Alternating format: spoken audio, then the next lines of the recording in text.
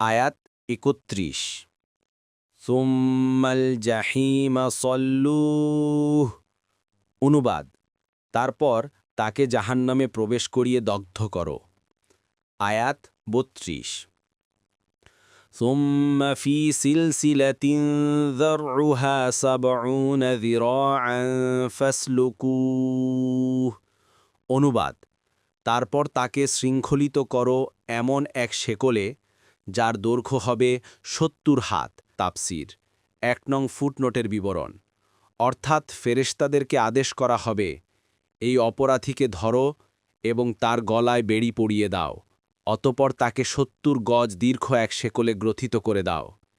এ শেকল সংক্রান্ত এক বর্ণনা হাদিসে এসেছে।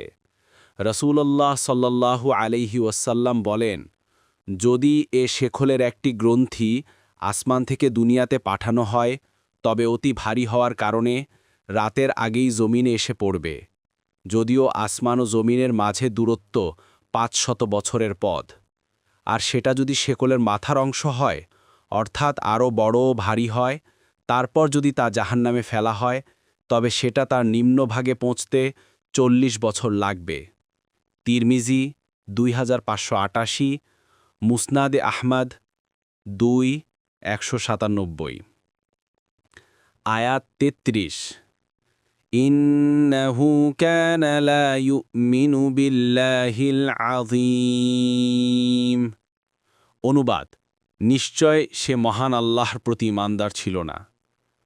আয়াত ৩৪ ওয়ালা ইয়াহুদ্দু আলা তাআমিল মিসকিন।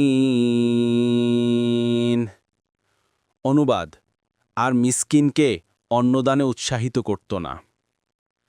আয়াত ৩৫ ফালাইসা লাহুল ইয়াওমা হাহুনা হামীম। অনুবাদ, অতএব এদিন তার কোনো সুহিত থাকবে না।